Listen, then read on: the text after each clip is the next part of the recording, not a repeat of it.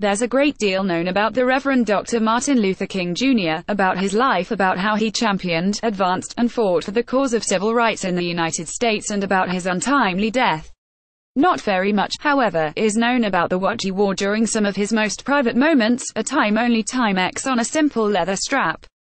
7 history-making watches you can still buy today. That's because he was most often photographed wearing an 18K gold Rolex Datejust, a timepiece that has its own muddy provenance. In some places, you'll read that it was a gift from Rolex itself. In others, there are claims that it was a present from a fellow member of the civil rights movement whose aim was to help the most powerful men in the world identify with King, to find easy, ice-breaking common ground in an appreciation of something built to stand the test of time. King was photographed wearing it everywhere from the March Against Fear in June of 1966, to rallies in Cleveland, Chicago, and beyond.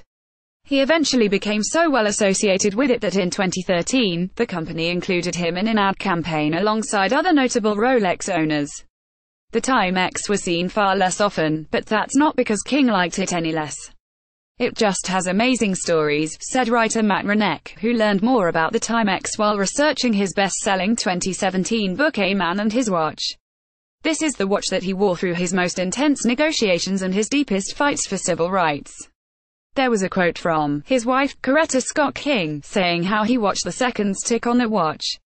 And that's powerful. Ultimately, it couldn't be included in Hranek's book, but it has been spotted publicly in recent years. In 2014, Coretta loaned it to an exhibition in Atlanta, along with his glasses and a transistor radio he carried to stay on top of the news. While what Dr. King said and did was far more important than what he wore, his love of watches underscores his deep thinking about time.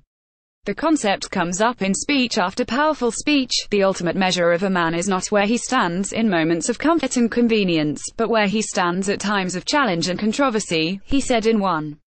The time is always right to do the right thing, he said in another. And it's not hard to imagine him taking a break from a sermon, looking down at one of his watches, and being spurred on by the notion that the small machine on his wrist, like the movement he loved so much, kept moving forward. Sign up for our newsletter to get the latest adventures, workouts, destinations, and more. You have successfully signed up.